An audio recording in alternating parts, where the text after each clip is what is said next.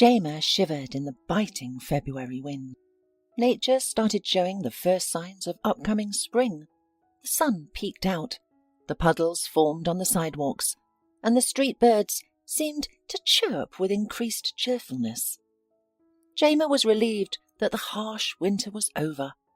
It was her first winter spent on the streets, long, icy and unfriendly.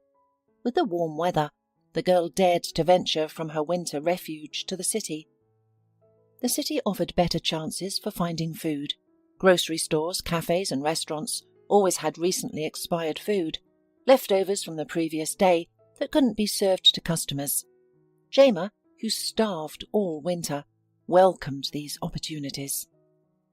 She had spent the winter in an abandoned house in the village, which she had stumbled upon in the fall. The overgrown, unattended plot was a clear sign of its ownerless state. It was just what Jayma needed. That early November evening, she had understood the imminent arrival of freezing temperatures and the long, cold winter ahead. She needed shelter, and the house had a functioning furnace, thankfully. Jayma knew how to operate it, a skill she had learned from the Caldwells. She was grateful for at least that. She hunched her shoulders against a sudden chill. Goosebumps prickled her skin. Whether it was the lingering February cold or the memory of the family she had spent 2 years with, she couldn't tell. Perhaps it was a bit of both. Jayma had never met her parents and had no idea about their identities. As a newborn, she was wrapped in a cellophane bag and discarded in a trash can. Today, with surveillance cameras ubiquitous, such an act would likely lead to the perpetrator's arrest. However, the person who abandoned Jayma remained unknown despite efforts to find them. Now, at the age of 15, Jayma was acutely aware that her biological mother had not wanted her. Perhaps her mother saw her as a mistake, a burden to be quickly discarded. Jayma grew up in an orphanage, surrounded by indifferent caregivers and embittered children. Despite the difficulties, she always had a clean bed and food, a fact often emphasized by the adults as a reason for gratitude. Jayma accepted this as her normal until she realized that many other children led very different lives. They had parents who loved and protected them, who hugged them goodnight, supported them in tough times, and comforted them when they cried. As Jayma matured, she began to have questions how life functioned, and the older children from the orphanage, some of whom had experienced life in a family, primarily satisfied her curiosity. "They are from homes. We are from the orphanage," the tall, skinny Lucy explained. "They have parents, and we were abandoned. That's it." "I wasn't abandoned," little Sam interjected, who had recently arrived at the orphanage. Mostly silent and often in tears, he finally spoke up. "I have loving parents, but they were killed in a car accident. That's why I'm here. They would never have left me."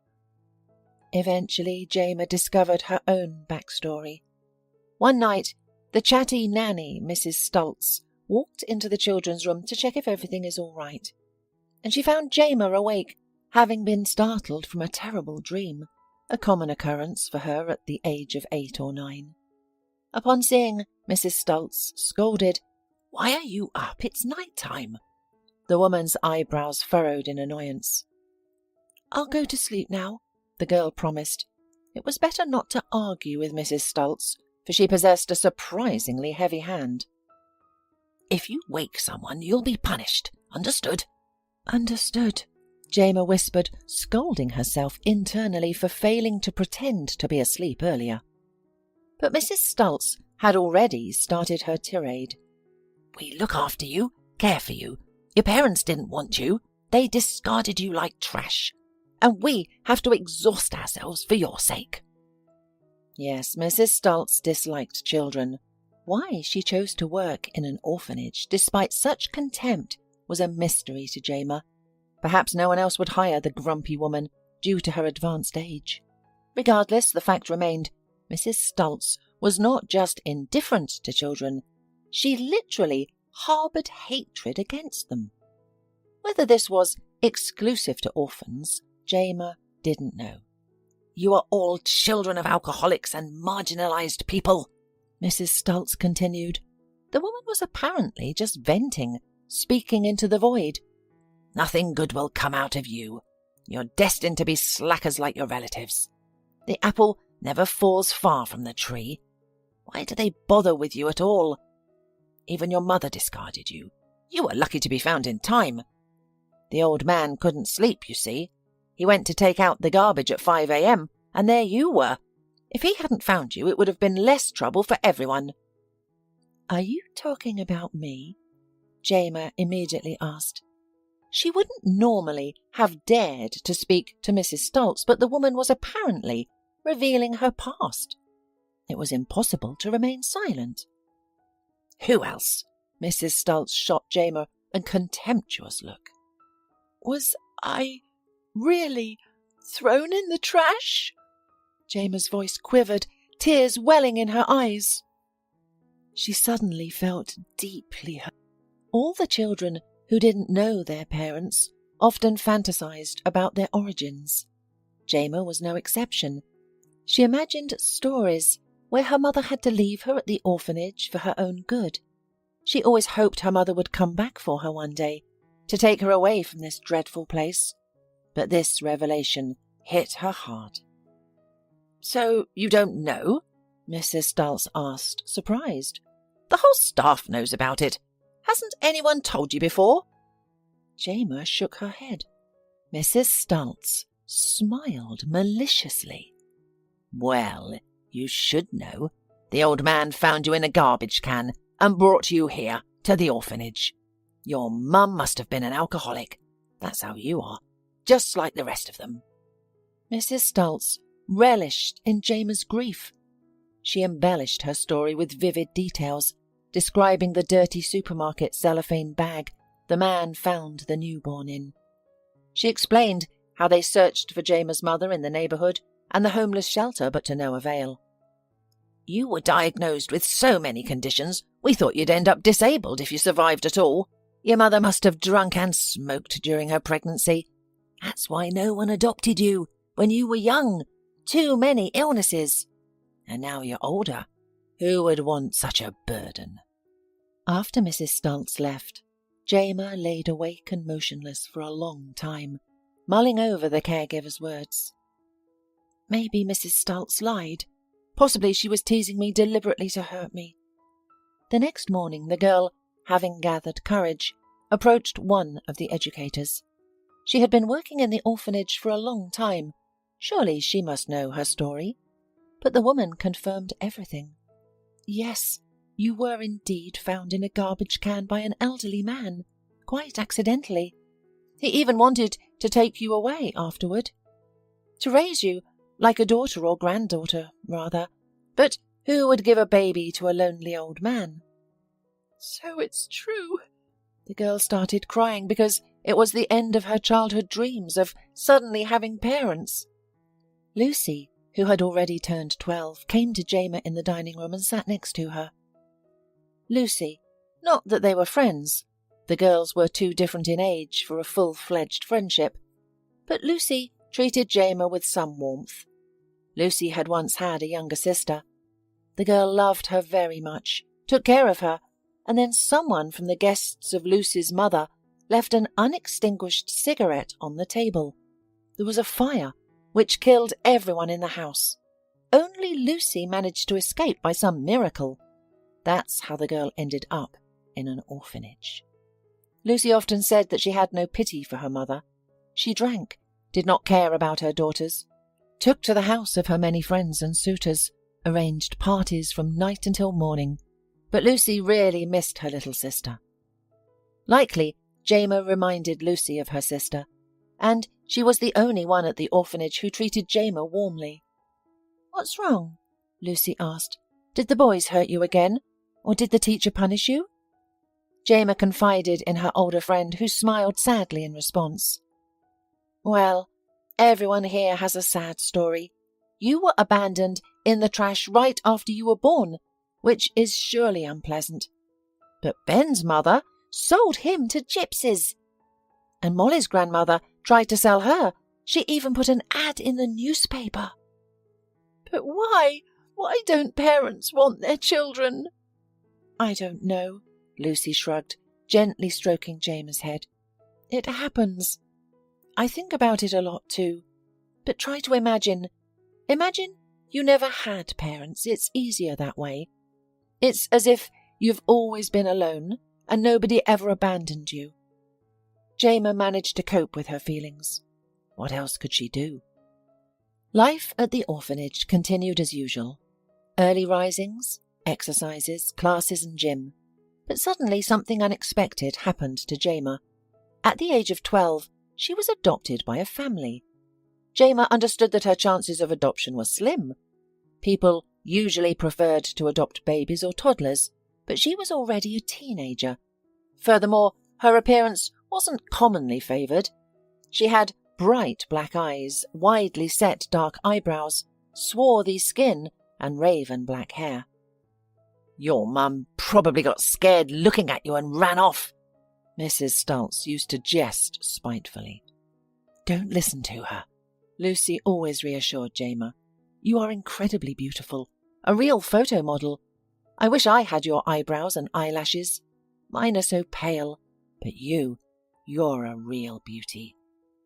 In short, Jayma's chances of finding a family were almost non-existent, and she knew it. And then this happened. A family want to meet you, the head of the orphanage once told Jayma. They want to adopt a teenager from the orphanage.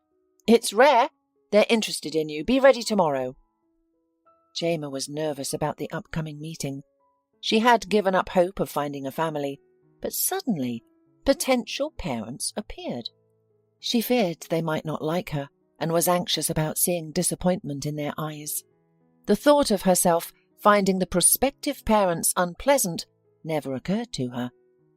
Jayma yearned for guardians who would take care of her, protect her and guide her into adulthood in this daunting, confusing world. She had no knowledge of life outside the orphanage, which made the future seem terrifying. But if she could find a loving and understanding mother and father, then she had nothing to fear. On the morning before the meeting with the potential adopters, Jayma woke up early, washed her face, combed her hair and got dressed. With nothing to do, she spent a long time wandering the orphanage corridor. Lucy came to support her. Everything will be all right, she smiled. Jayma, you're so lucky. I'm already 16. There's no hope left for me. I'm so happy for you. Jayma immediately took a liking to Anna and Peter Caldwell. They sat at the table next to the cheerful principal. They appeared kind-hearted, simple, tidy and polite. Anna wore a strict blouse and a long skirt, while Peter was in a fully buttoned shirt and classic trousers. The couple didn't appear very modern, but Jayma liked that. They didn't resemble her brightly made-up and flamboyantly dressed teachers. It was a refreshing change.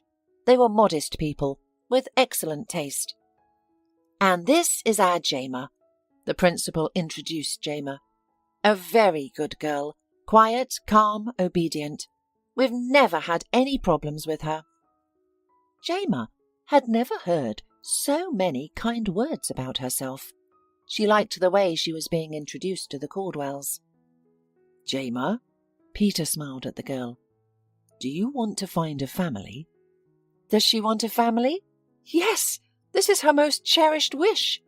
Jayma struggled to find words to express the depth of her feelings, so she simply nodded in agreement. That's good, Anna rejoiced, giving the girl a warm smile. We live outside the city on a large farm with chickens, ducks and geese. We also have more children. You'll have brothers and sisters. You don't mind, do you? No, of course not, answered Jayma, thinking that if these brothers and sisters treated her like Lucy did, she would be more than happy. The Caldwells engaged in an hour-long conversation with Jayma, expressing genuine interest in her likes, dislikes, thoughts, dreams and aspirations. The warmth of their interaction made Jayma feel comfortable and needed. They seemed to appreciate her, and their approval made Jayma feel as if she were spreading wings. In early April, the Caldwells brought Jayma into their home, into her new life. She was immediately taken with everything. They lived in a large wooden house outside the city, complete with a garden, various outbuildings, a garage, a barn, a chicken coop, and a summer kitchen. Jayma got her own small and modestly furnished room. Having been used to sharing a bedroom with 15 others, she could barely believe her luck. Instantly, Jayma was part of a large family.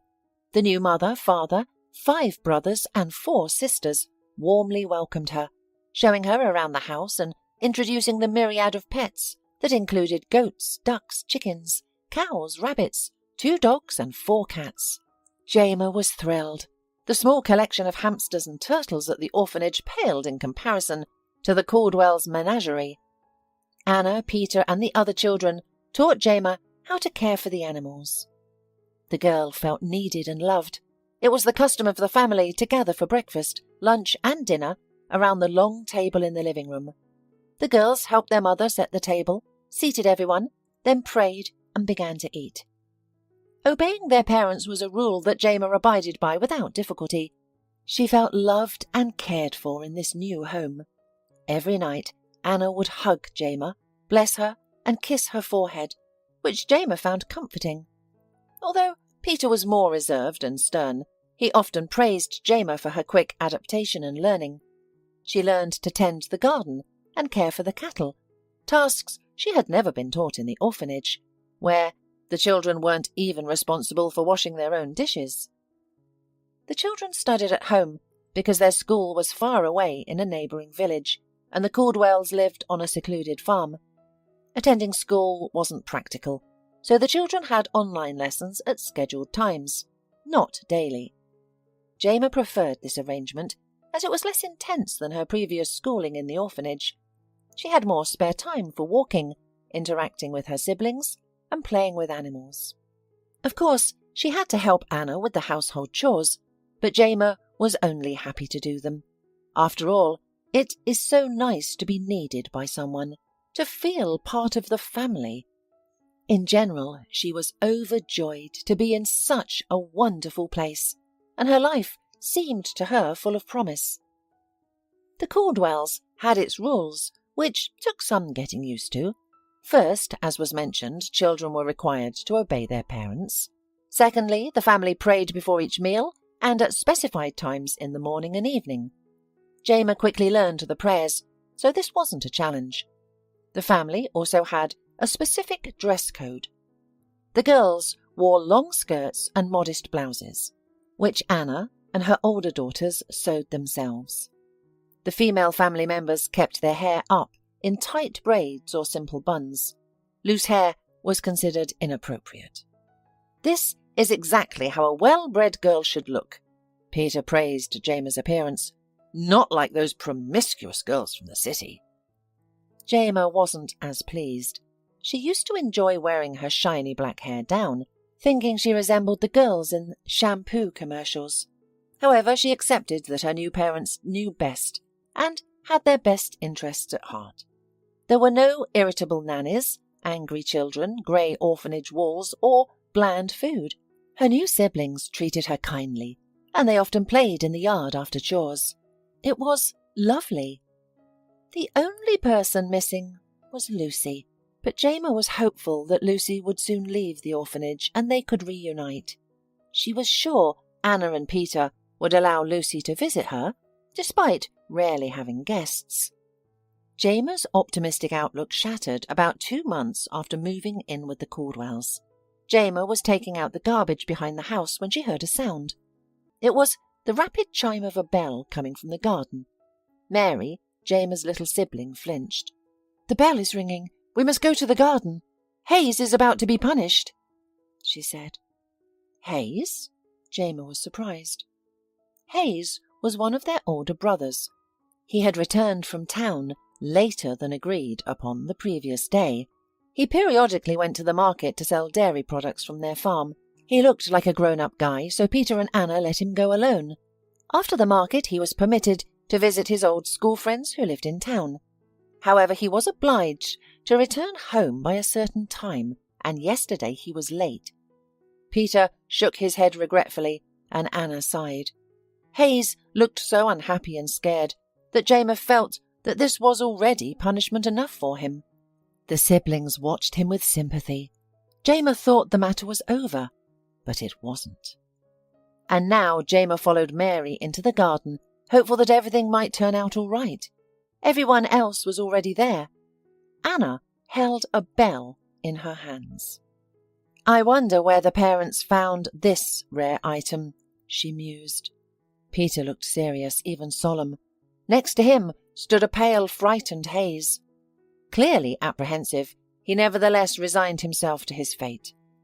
In Peter's hands was a belt, a thick leather strap with a metal buckle. Jayma didn't notice it right away, only later, when the punishment instrument had already gone into action.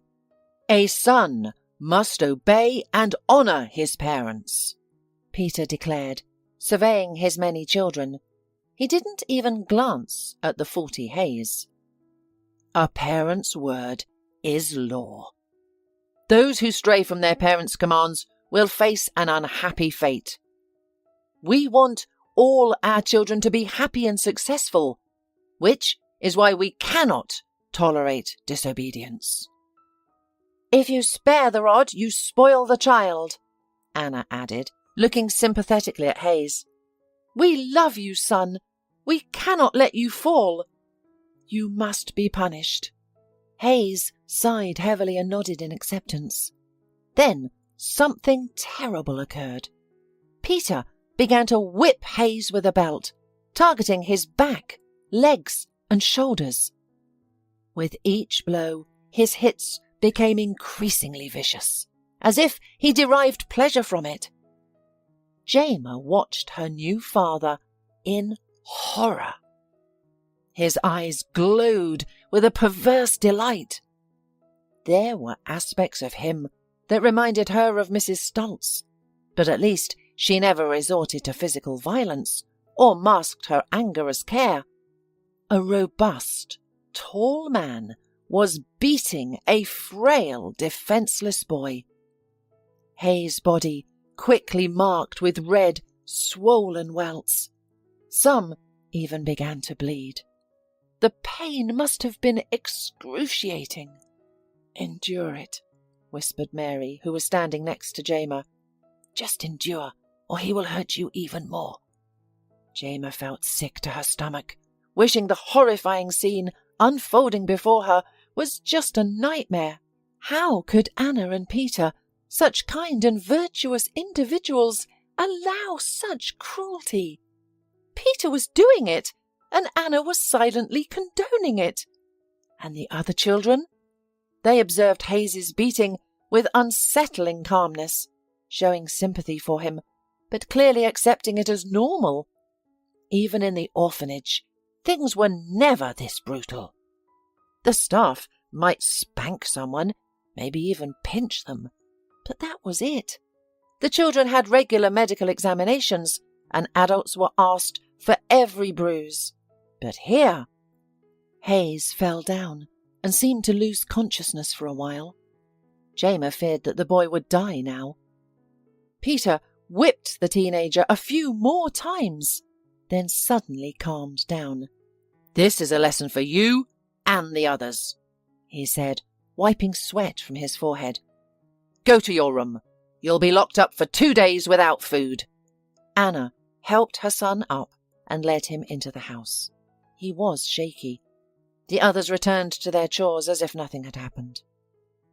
"Let's go," Mary said, pulling the stunned Jayma by the arm. "We've got to clean up after the house, right? Did you see what happens for disobedience?"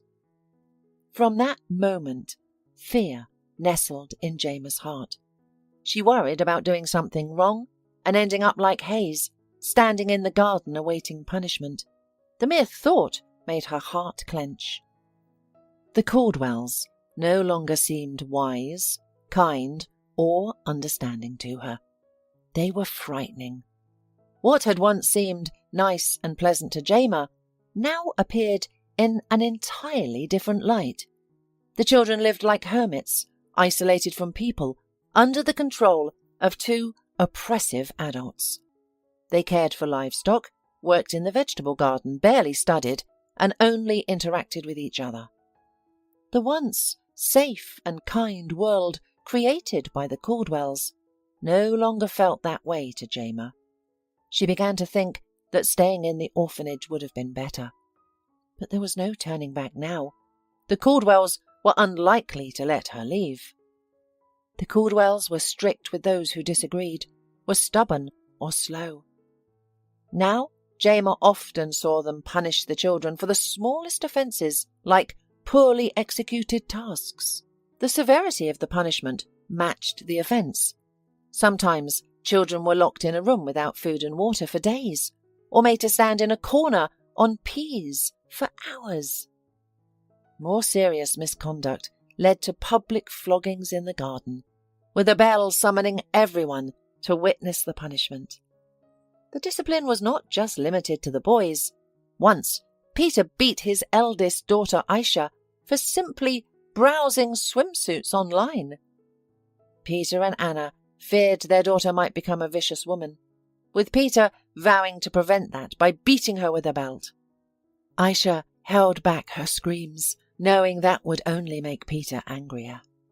Jayma also faced her share of troubles, primarily for arguing with her parents. One day Mary was hungry, but it was a long time until lunch, and her pleas fell on deaf ears. Unable to wait, the little girl took a piece of pie without permission. Anna saw it, and Anna informed her husband about it. Peter accused his youngest daughter of theft and retrieved a belt from the closet. Mary and Jayma, who were also present in the kitchen at that time, understood its meaning. Mary trembled like a leaf, but dared not cry or beg for mercy. Jayma, imagining her father punishing the little girl in front of everyone, felt a cold sweat on her back. Without thinking twice, she stood up for her sister, politely and cautiously asking Peter and Anna to forgive Mary for her minor transgression. As a result, Peter punished both daughters with the belt, Mary for stealing and Jayma for disrespecting her parents. Jayma felt that their punishment was less severe than that of their older siblings, but she still cried from the pain, the indignity, and the sense of helplessness. Also, Jayma often found herself left in the basement without light or food for days on end. This experience was even more dreadful than public floggings. In the pitch-black darkness, she began to fear that she was forgotten, that she may never see the light again. Time seemed to stretch on endlessly. During her 2 years at the Caldwells' house, Jayma endured various forms of punishment. Floggings, confinement, kneeling on dry peas for an hour, deprivation of food and water. She was forbidden from going to town. Only the older children would occasionally leave the farm to help their parents sell their home-grown produce, meat, dairy products and vegetables. Jayma understood that her circumstances were not normal, yet she had no one to confide in. If any of the children became ill, they were cared for by Anna, with no doctor even being called. The children received their education through an online school, watching recorded lessons and submitting projects via email once a quarter. Even this lifeline to the outside world was tightly controlled. Peter would disable the internet after classes, and only he knew the password. This made it impossible for Jayma to reach out for help online.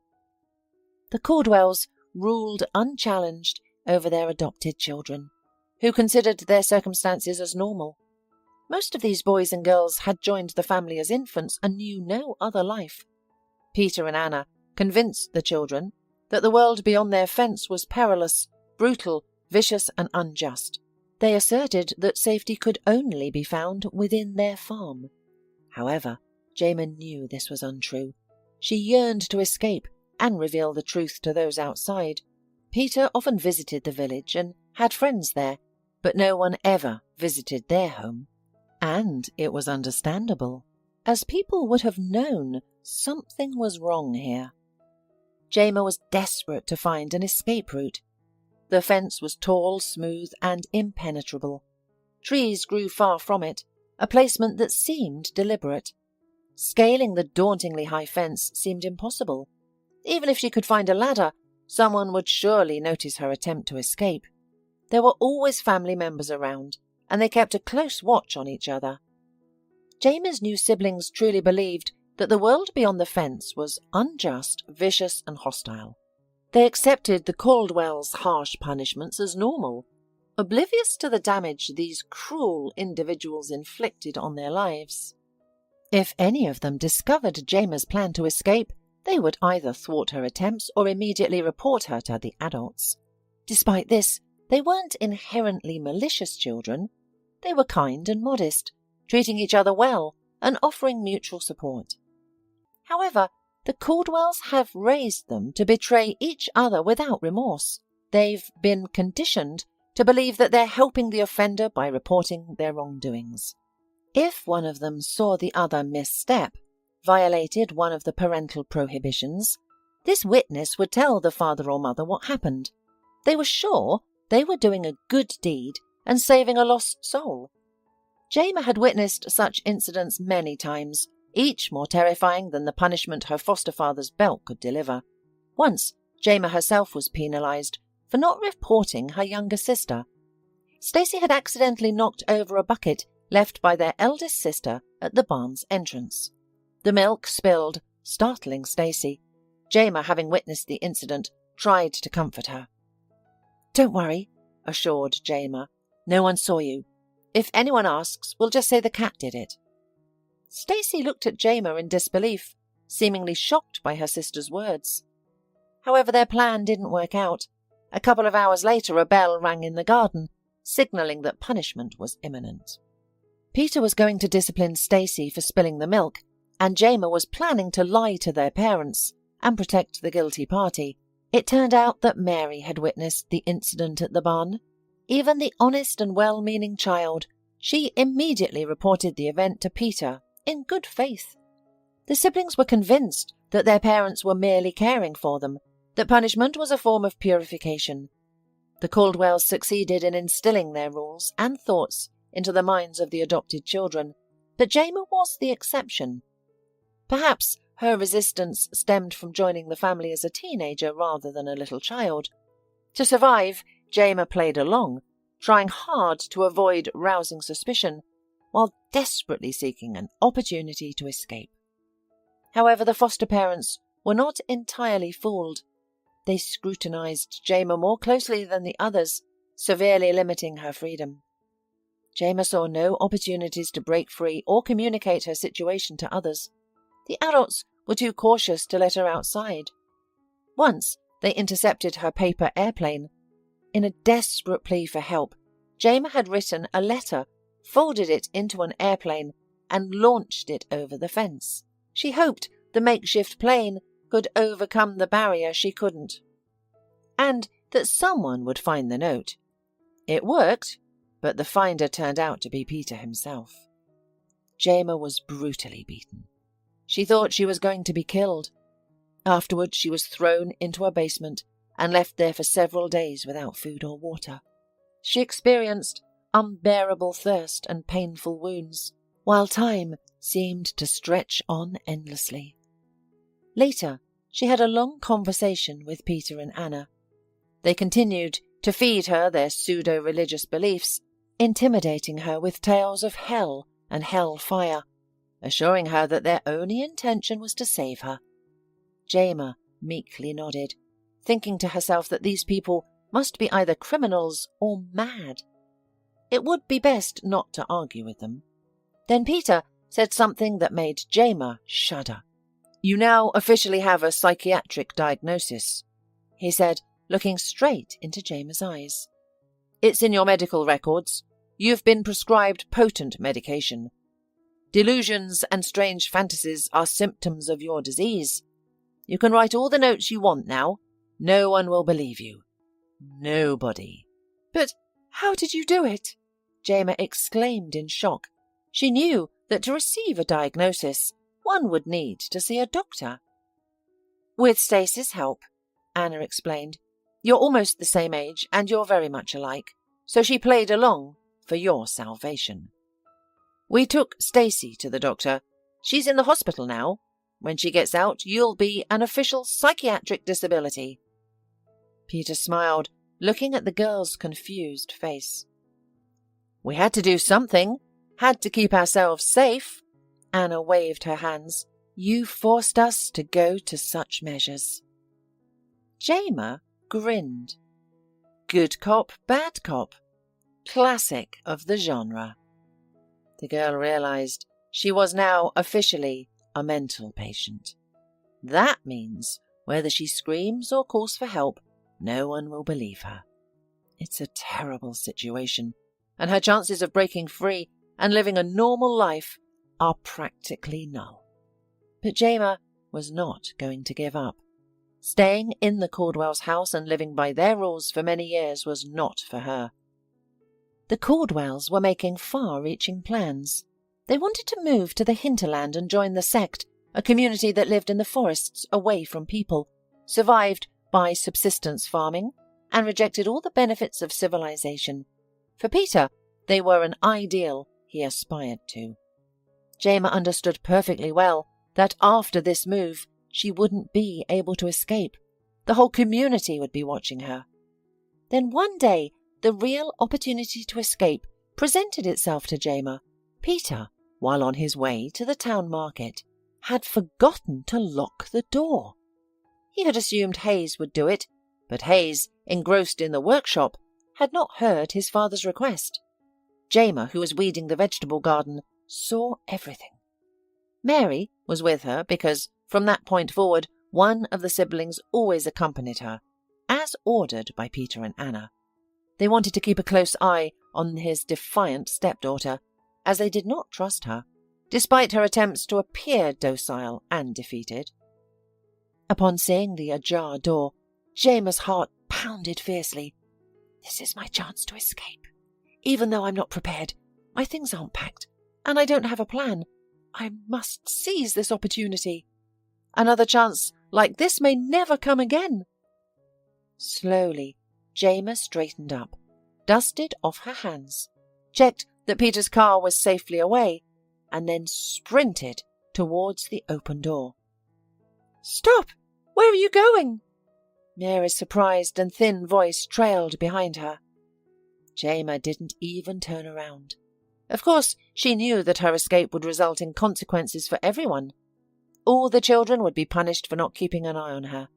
Mary and Hayes, who failed to close the door in time, would face the harshest punishment. However, Jayma couldn't afford to worry about that now. She ran out the gate and surveyed her surroundings. It had been a long time since she had seen such openness. A wide field lay ahead, bisected by a country road, which Peter used to travel to town. Jayma was aware of a nearby village where she could seek help. She just had to get there. Knowing Mary would rouse everyone and that her older brothers, who were fast and strong, would pursue her, Jayma ran with all her might. Realizing that she couldn't outrun her brothers on the open road, she veered into the cornfield and plunged inside it. From here, she couldn't even see the road, but she was confident she was heading in the right direction. She remembered exactly where to go. Navigating through the dense growth was challenging. Fresh scratches added to the scars and wounds from past punishments. Swarms of insects were a nuisance, buzzing around the fugitive. Despite these discomforts, Jayma found this better than being confined within the Caldwell's house. She was finally free, and even felt a noticeable ease in her breathing. The feeling of being outdoors, the freedom to wander wherever her feet led her, and the ability to breathe in deeply was exhilarating, especially after almost 2 years of captivity. She soon approached a village, but hesitated to leave the cover of the corn. She needed to survey the area first. The area appeared serene, with its quiet streets, cosy houses, and low, multicolored fences that offered glimpses of people, gardens, and vegetable patches. They were ordinary homes. a stark contrast to the Caldwell's impenetrable fortress. However, the girls soon realized that the village was surprisingly bustling. Jayma observed people in the streets and groups of adults and teenagers wandering around the outskirts of the village. She wondered if they were searching for her, and soon her suspicions were confirmed when she spotted her brother's bicycle lying in the grass beside the first house in the village. At that moment, she understood the situation. The brothers hastily alerted the villagers about their sister's disappearance, describing her as mentally ill. The entire village was now searching for her. A group of middle-aged women came dangerously close to Jayma's hiding place. "We should search the fields and forest," one suggested. "That poor thing, she's probably seeking solitude and silence. Our forest is quiet and peaceful. She's likely hiding there. The men are already searching the woods with dogs," another woman added. "If she's there, they'll find her."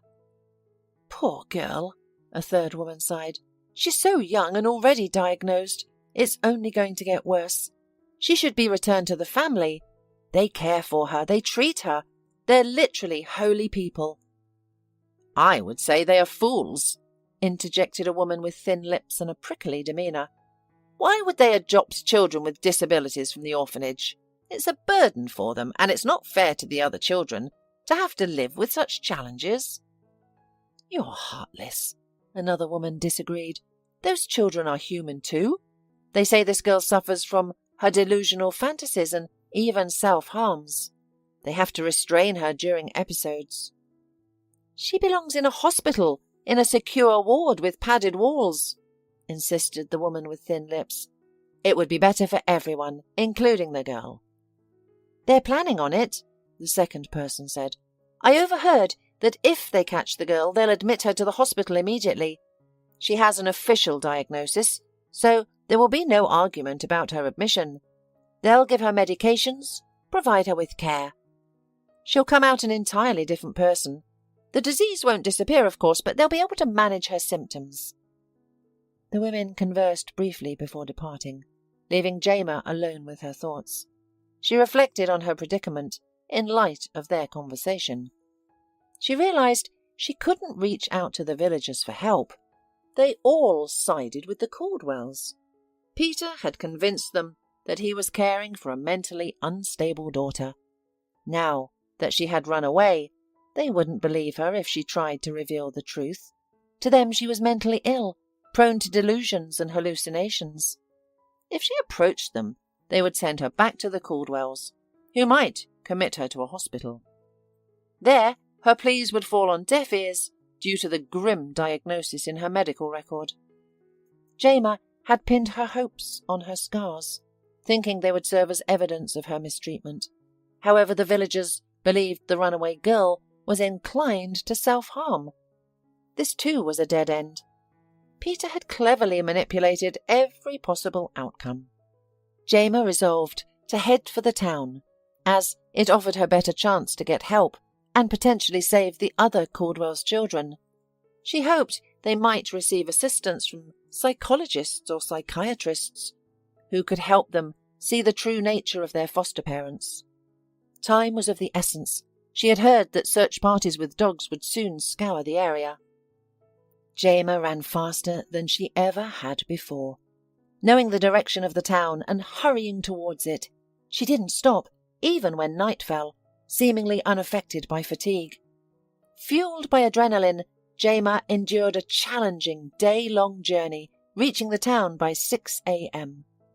She was conscious of her dishevelled appearance, a long skirt with a ragged hem, a dirty shirt with messy hair. Fortunately, the streets were deserted at that hour. She needed to find the police station, which would surely offer the help she sought. However, as she was about to take a step forward, she noticed a flyer on a pole that stopped her in her tracks. It was an ordinary A4-sized flyer, but it bore her picture. The text beneath quickly made her realize she couldn't seek help in the town either. The Caldwells had outmaneuvered her, reporting her to the police and even distributing flyers.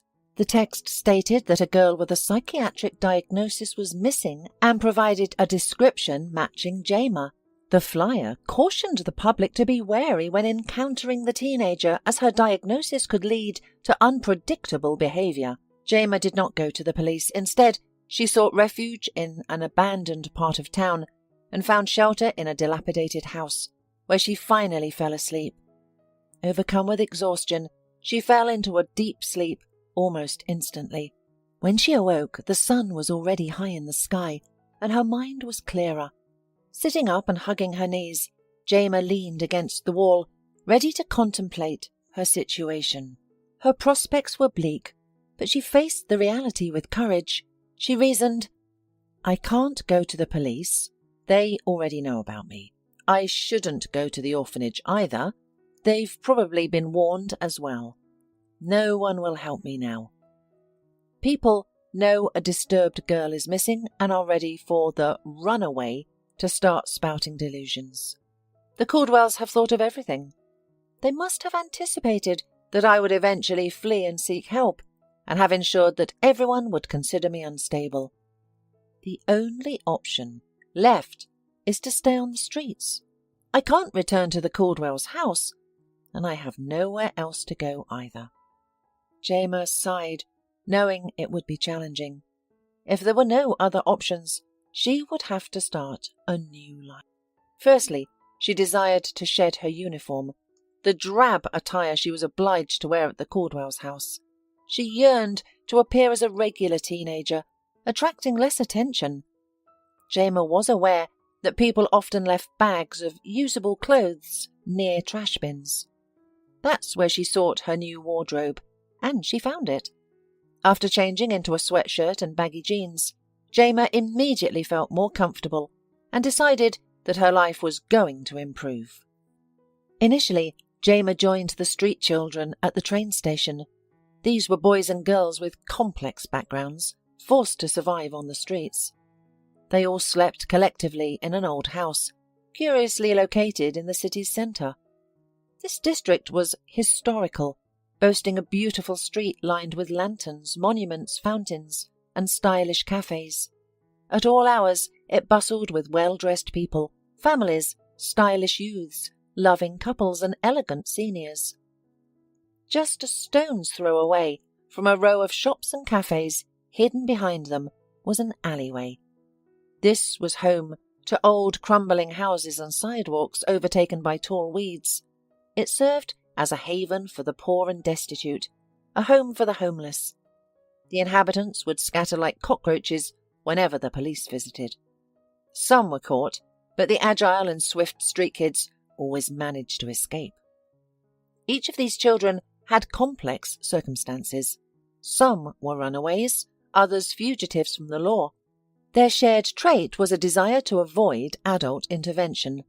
Jayma was not fond of the street kids. Though they all lived on the streets, she preferred cleanliness, while her new friends disregarded hygiene and order. They were thieves, and despite their attempts to teach her, Jayma could not bring herself to steal. What distressed her most was these children's consumption of alcohol and cigarettes. According to one boy, it was their way of making the world nicer for them. The more time Jayma spent with them, the more she realized this life was not for her. So one day she left without a word. Jayma had another plan.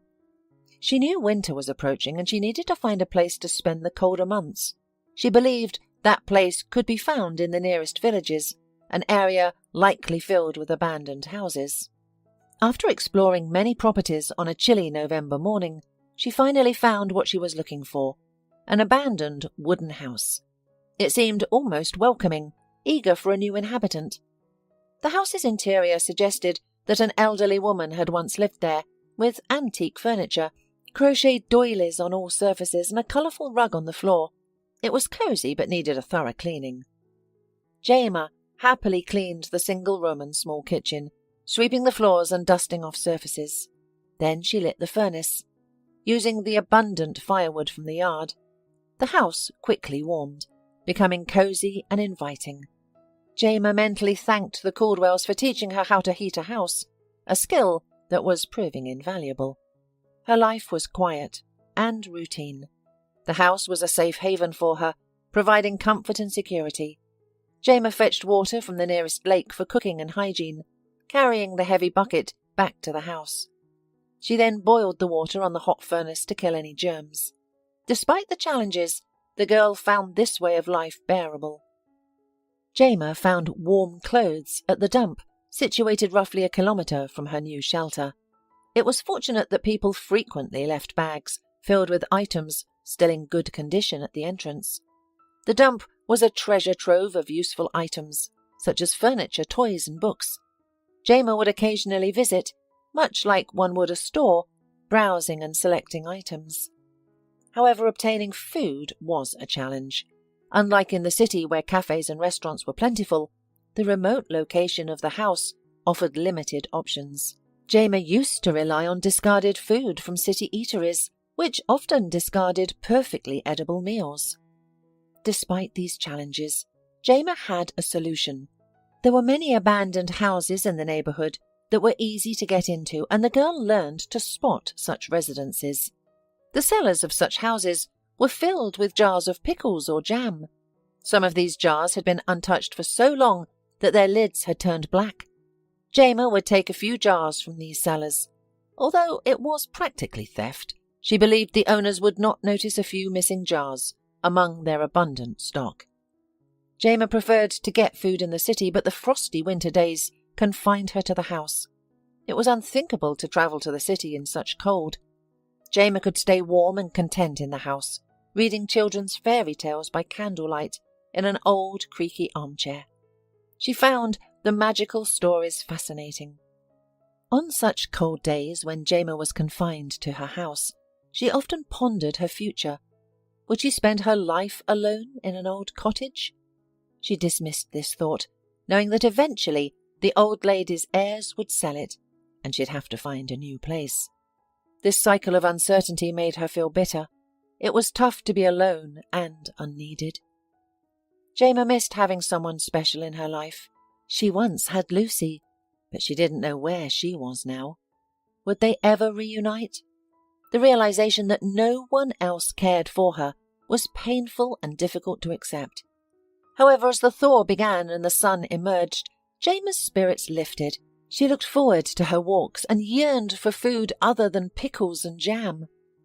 One day, after a week of warm weather, Jayma took her usual path to the city, admiring the soft blue sky and basking in the gentle sunlight. It was so warm that she unbuttoned her down jacket, a treasure she'd found at the dump during late fall. In the city, everything had worked out perfectly. Many cafes had held weddings and anniversaries the day before, resulting in plenty of leftovers. Jayma had 2 full bags, enough to last a long time. She planned to store it outside in the snow, almost like a refrigerator, and it would feed her for a long time. It was splendid. However, an unexpected event occurred. The sky suddenly turned grey, making the atmosphere cold and uncomfortable. What seemed like a beautiful spring day a couple of hours ago had abruptly turned wintry, as a biting wind blew and prickly snow sprinkled from a dark cloud. Jayma, in despair, glanced at the sky. She realized it would be very challenging, if not impossible, to get home in this weather. But she had to act, not just stand there and wait for the unknown. Jayma hurriedly started her journey towards the city exit. The way was long, and given the weather, it would probably take her until night to reach. She accelerated her pace, almost running, until exhaustion set in outside the city. She then trudged along the bypass road, taking cover behind a wall of stunted, leafless trees. Now she could not move as quickly and crawled forward at a turtle's pace, realizing she might not make it to the cottage. Jayma regretted her decision. Why did I leave the city? At least there I could have waited out the bad weather in the shopping centre. I could have stayed in the city for a few days, warming up on the heating duct with my old friends. Yes, it's risky, but choosing to go home was even riskier. Jayma was shivering, the cold penetrating to her bones. Her down jacket offered no warmth. Her face burned with frostbite, her eyes watering. She ventured out to the road. Because of the snow and wind, visibility was nearly zero, and darkness was rapidly setting in. But at least cars were passing by, their headlights piercing the gloom. Jayma knew she was close to collapsing into the snow, which would quickly bury her, and she would only be found in the real spring when the snow melted. But by then it would be too late. Maybe it's all right after all. Nobody needs me. Nobody will even miss me, she thought. Cars sped by her. Perhaps drivers didn't notice Jayma in the glare of their headlights, as she kept a safe distance from the curb. And even if they did, who would care about her? A three-legged dog limped past. The girl and the dog glanced at each other and continued on their separate paths.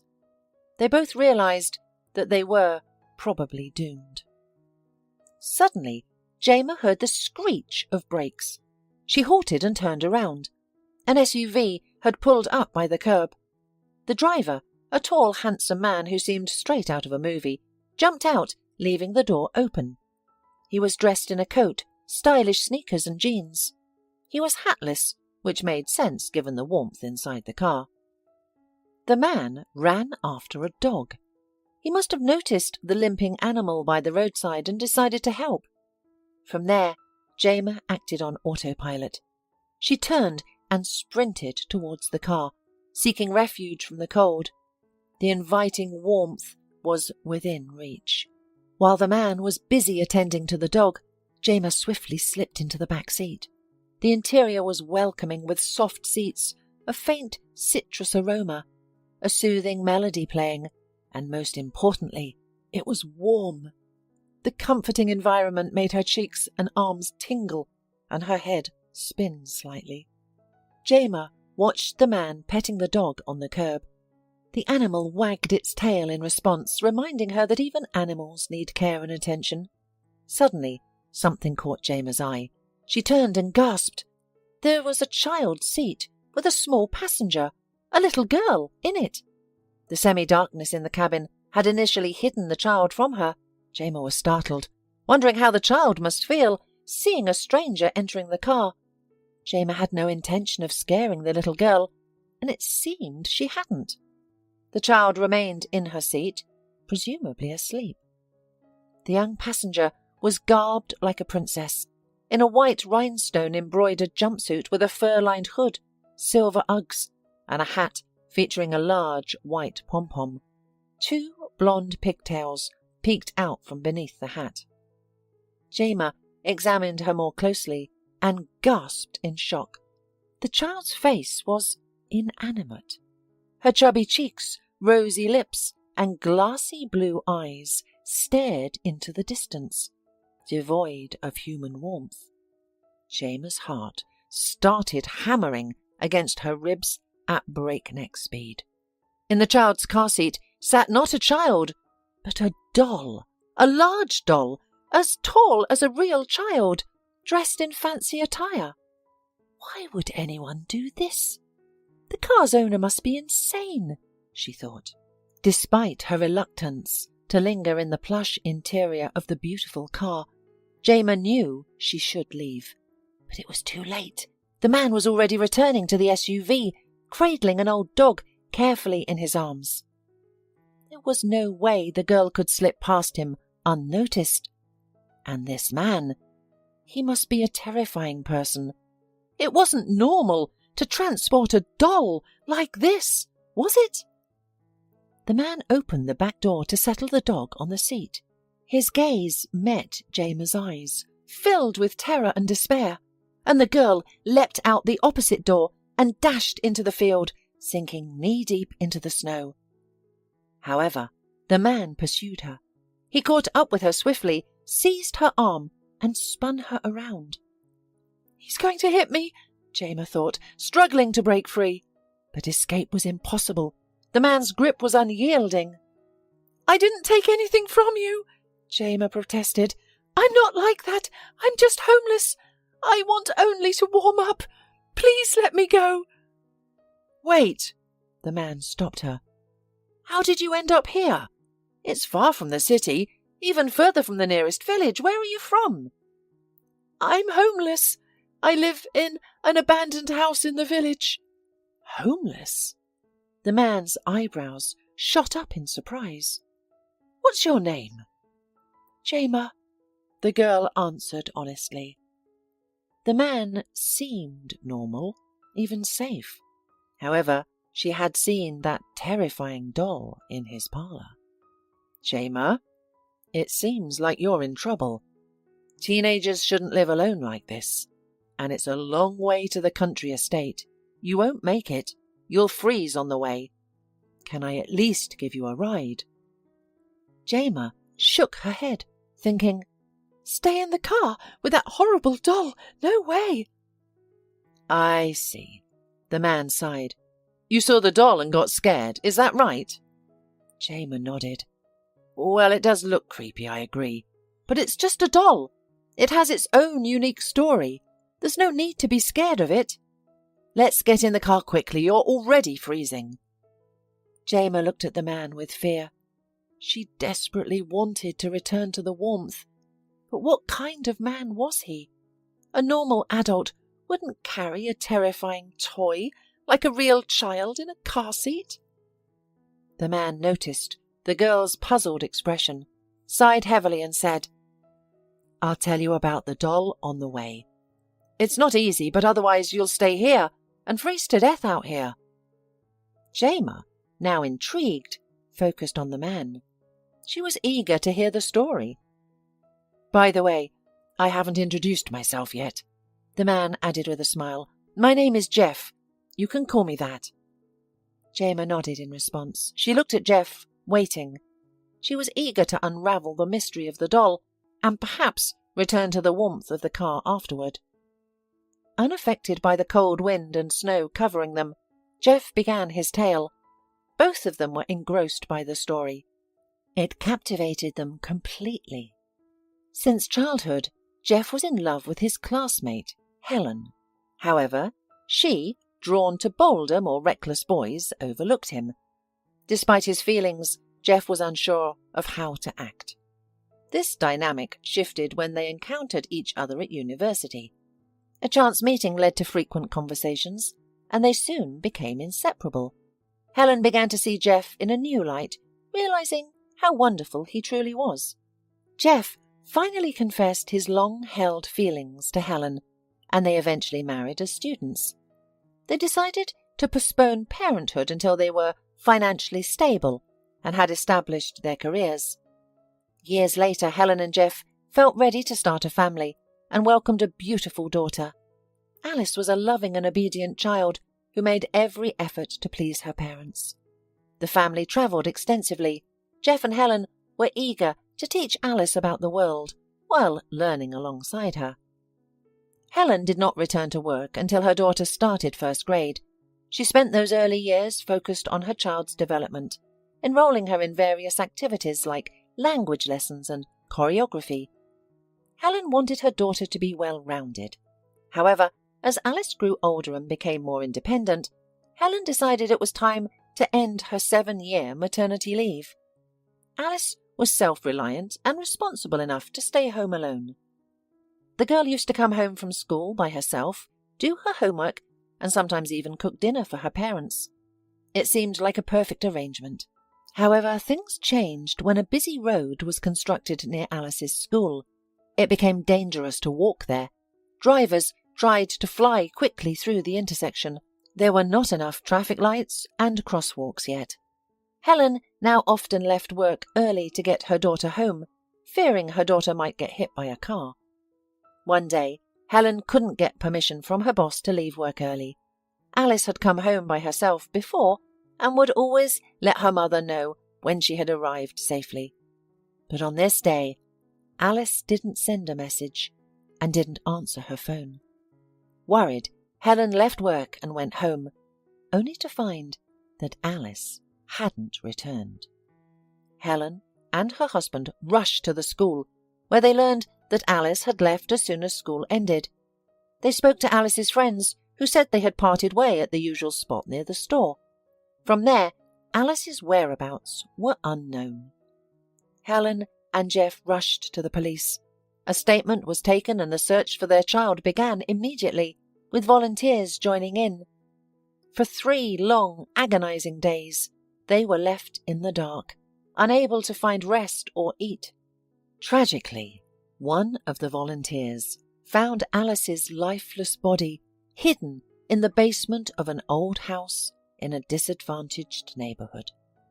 The person responsible for this atrocity was never found. Although the search for the perpetrator continued, for Helen and Jeff, life came to a halt. Time passed, Jeff said, his gaze distant. Jayma looked at him, her heart aching for this man, his grief-stricken wife, and of course little Alice. This beloved little girl, who was so needed by her parents, was gone. Meanwhile, Jayma, who felt unwanted and unloved, remained alive. Time passed, Jeff repeated. I gradually began to recover, to return to life, but Helen didn't. She was consumed by grief, and she blamed herself for what happened to Alice. She believed that if she had taken time off and walked Alice home like usual, none of this would have happened. Helen was continually burdened by heavy thoughts, weakening day by day. She was visibly deteriorating. Despite therapy and medication, she found no relief. She eventually resigned from her job because her performance was affected, and the thought of facing her boss, who stopped her from seeing her child on that ill-fated day, was unbearable. One day, Jeff arrived home to find Helen upbeat. Her eyes sparkled feverishly, and her cheeks were flushed. "Come in," she said to her husband. "Sit down and eat. I'll check Alice's homework and join you." Jeff was taken aback. "What homework?" he asked. Helen disappeared into their daughter's room, and Jeff followed. At first, he thought he was hallucinating. Alice was sitting at the desk, her back to him, engrossed in her textbooks.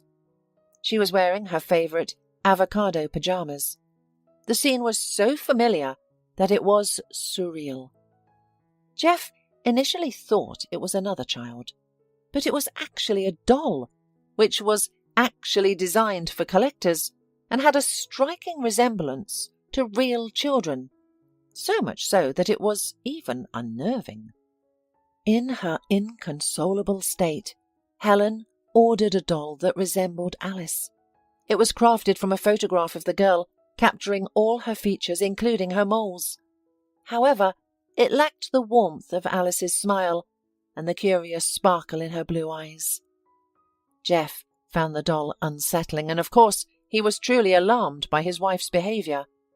Yet Helen seemed happy for the first time since the tragedy. Jeff thought it might be a coping mechanism, or a way for her to accept what had happened. Nothing else had been able to alleviate her depression, but the doll seemed to help.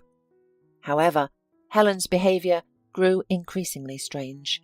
She treated the doll as if it were their living daughter, preparing Alice's favourite meals, conversing with it, and even buying it clothes. Helen was drifting further from reality.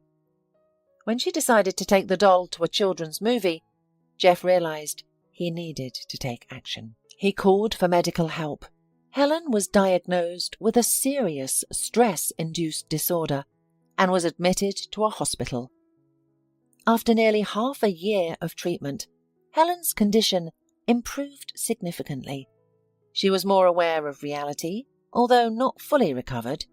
Despite this, progress was evident. The doctors even allowed her to go home on weekends. Jeff looked forward to these days, but Helen's peculiarities persisted, which was unsettling.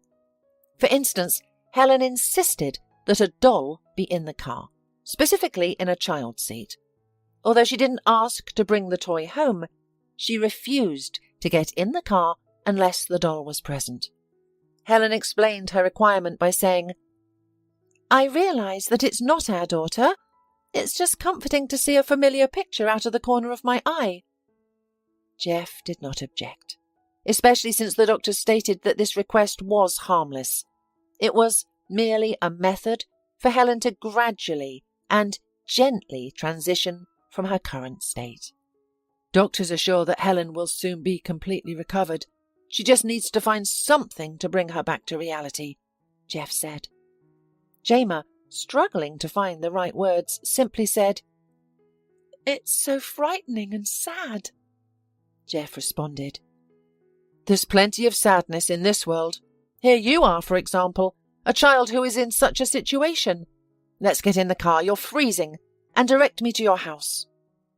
Jayma nodded and obediently sat in the passenger seat next to the driver's seat. The doll in the back seat, sitting in the baby booster, no longer seemed so terrifying. Instead, Jayma felt a profound sadness when she looked at it, causing tears to well up in her eyes. "I'm going to the hospital to pick up Helen," Jeff explained. "The doctors allowed me to take her for the weekend, and that's why this doll is here. It's what Helen needs for now." "I see," Jayma responded. "They say I need to find something for her to do, something that will distract and inspire her. It's not an easy task. Helen used to love her job, but now she doesn't want to think about returning." "I think everything will be fine," Jayma attempted to comfort Jeff. "Time, heals." "What happened to you?" The man momentarily took his eyes off the road to look at his young passenger. "Will you tell me?" Jayma hesitated. Jeff had been open and honest with her, sharing his life, his pain, all to ensure she felt safe getting in his car. He knew she would otherwise freeze on the journey. His honesty made it easier to reciprocate, but it would mean talking about the Caldwells and her psychiatric diagnosis. What if he leaves me at the hospital? What if he decides that I am genuinely ill? He's so kind. He didn't ignore an injured dog, Jayma thought. The dog was now resting in the back seat, enjoying the warmth and peace. Surely a man like that would admit a mentally ill girl into a hospital, considering it his duty to help a sick individual.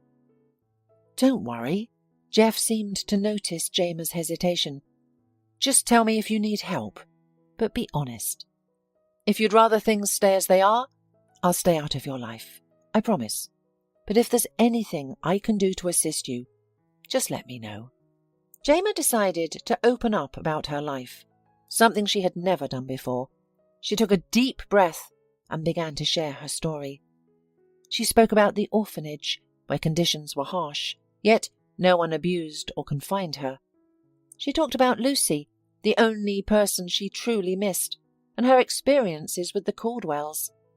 Describing what she had endured in that family proved challenging. As Jayma recounted her time at the Caldwells' farm, Jeff's grip tightened on the steering wheel, his knuckles turning white. He remained silent, listening attentively, only interjecting occasionally to ask clarifying questions. The answers seemed to shock him. Finally, they arrived at Jayma's house. "Well, here we are," Jayma said, smiling at Jeff. "Do you live here? Aren't you cold inside?" Jeff asked. "No, I have a working furnace," she replied. "Listen," Jeff said, turning to look at Jayma. "What you've experienced is awful. The Caldwells are criminals, and they need to be punished." Jayma nodded, a wave of relief washing over her. Jeff believed her without question. "You need to report everything. You need to give a statement to the police." "No," the girl shook her head. "I can't. They'll send me to the hospital. The Caldwells have labelled me as mad. That's why I've been hiding from everyone. I'm scared that if I appear in public, I'll be sent either to the hospital or back to them. I'm unsure which is worse." "Listen closely," the man responded. "You've been manipulated and intimidated. They've done this intentionally, so you won't consider complaining. Any examination will prove that your diagnosis is false. You're a completely healthy child. They exploited your innocence and lack of experience and filled your head with this nonsense. Quite successfully, as it seems." Jayma nodded in agreement. "The way you're living here, this isn't a life for children or anyone. It's mere survival. You need to study, interact with your peers, and grow. Yet I am still scared. Consider the other children in this family. Those frightening people might not stop with them. They could bring more children from orphanages and turn their lives into a nightmare. You're strong. You managed to escape. What about the others? Jayma remembered Mary's anxious eyes, meek Stacy and pale, skinny Hayes. You might be right. I'll do it, the girl sighed. Great. I'll go get Helen now while you gather your things. Don't take much. You won't need them in your new life. Just the most essential items. 4 years passed. Jayma had grown up and something significant had happened this year. She became a law student. This was all thanks to Jeff and Helen, who had taken care of her since the day Jeff found her on the road. Initially, they helped Jayma unofficially, and later they took legal custody of her. Jeff returned for Jayma that evening, and he wasn't alone. His wife sat in the passenger seat. She was beautiful and pale, with shadows under her eyes, but her gaze was clearly interested. She did not appear to be an absent, broken woman. Jeff, as soon as he took his wife from the hospital, told her the story of Jayma. Naturally, she was horrified and expressed her desire to put the Caldwells behind bars. People like that shouldn't be left free, Helen declared. They are monsters. Jeff agreed with her completely. Helen could help restore justice, as she had been a first-class lawyer before the unfortunate incident with her daughter. Having heard Jayma's story, the woman felt motivated to act for the first time since the tragedy. Helen and Jeff brought Jayma from her shabby house to their home, a spacious apartment with clean, comfortable furniture and a warm, fragrant bath. To Jayma, these everyday comforts felt incredibly luxurious and elite. Then came the process of recounting her experiences, which was difficult for Jayma. Remembering everything that happened and sharing the details was incredibly painful. At times, she couldn't hold back her tears. The thought of possibly having to face her tormentors was, again, unsettling. However, Helen assured Jayma that she wouldn't have to meet her foster parents again, a gesture for which Jayma was deeply grateful. Jayma spent some time in state institutions, starting with a children's hospital. She underwent examinations for 2 weeks. The doctors concluded that she was mentally healthy but slightly worn out, which wasn't surprising given Jayma's previous circumstances. Jayma found herself back in the orphanage, the same one she had left. Lucy, her old friend, had graduated and was gone. The tutors shrugged off questions about Lucy's fate. She doesn't keep in touch with us, they said indifferently. Despite this, Jayma didn't feel lonely or abandoned. She was frequently visited by Jeff and Helen, who brought gifts and expressed interest in her life. At first, Jayma thought their visits were solely related to Helen's case. However, even after Anna and Peter Caldwell were sentenced to long prison terms, their visits continued. Jayma realized that Helen's investigation was the case that brought the woman back to life. Helen had regained her vitality. She was once again filled with the desire and strength to fight injustice. Even her appearance changed. Her pallor faded. Her gaze became confident and piercing, and her eyes sparkled with a thirst for life. Jayma was pleased to witness this transformation. During one visit, Jeff casually asked if Jayma would object to them becoming her legal guardians. Jayma was thrilled. She had never dared to dream of such a thing. Initially, there were complications, as Helen, a recent psychiatric patient, wasn't considered an ideal candidate for foster parent. Despite this, the couple managed to gain custody of Jayma. She began living with them, finally experiencing true happiness. Jeff and Helen never pushed Jayma. Instead, they gently guided and advised her, engaging in lengthy conversations. Jayma had never felt so needed and happy before. They also searched for Lucy, who lived on the city outskirts in a state-provided apartment for orphans. She worked as a store clerk. Jayma was thrilled to reconnect with her friend, and Lucy felt the same. Helen and Jeff brought the Caldwells' youngest children, Mary, Stacy, Hayes, into their family. These children required extensive rehabilitation due to the significant damage to their developing psyches caused by Peter and Anna. Helen, Jeff, and Jayma faced a long and challenging task, but they were prepared and eager to restore the children's sense of childhood. The elder Caldwells required more comprehensive care, resulting in their admission to a hospital with psychologists and psychotherapists. But the couple had no intention of leaving the elder Caldwell's children, who had faced greater hardships. They planned to continue their support even after the children's discharge. Despite being adults by law, they were ill-equipped for life in society and needed assistance. Helen became Jayma's role model in every aspect. Jayma admired her beauty, intelligence, and determination, and all this inspired her to choose law school. Helen wholeheartedly supported her. Soon, Jayma would embark on her studies and a new phase of life, and she knew that whenever she felt overwhelmed by the city's hustle and bustle, she could always retreat to Helen and Jeff. They provided a haven where she could rest, receive love and attention, and rejuvenate. The doll, too, had a new home. Helen suggested donating it to an orphanage during the peak of the Caldwell's case. Jeff was happy to take the toy. It meant that his wife had finally recovered. Hola, suscríbete a Historias Vitales para no perderte nuevas historias.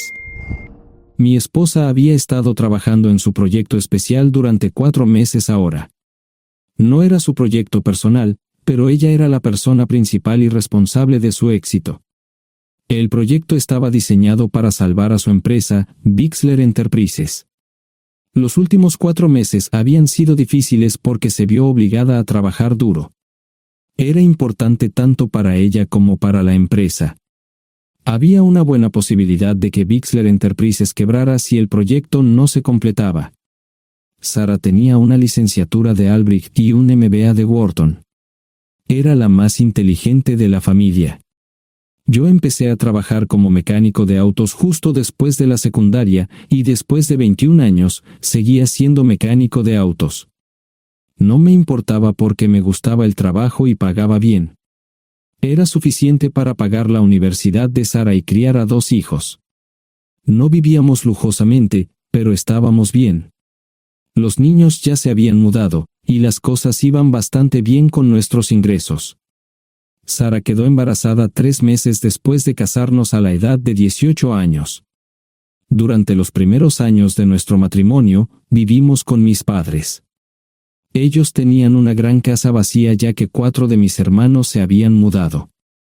Eso significaba que teníamos una niñera mientras Sarah completaba sus primeros años de universidad. Debido a 2 embarazos, la carrera de 4 años le llevó 6 años completarla. Fue difícil, pero lo logró. Siempre tuve trabajo y nunca me faltó trabajo extra si lo necesitaba.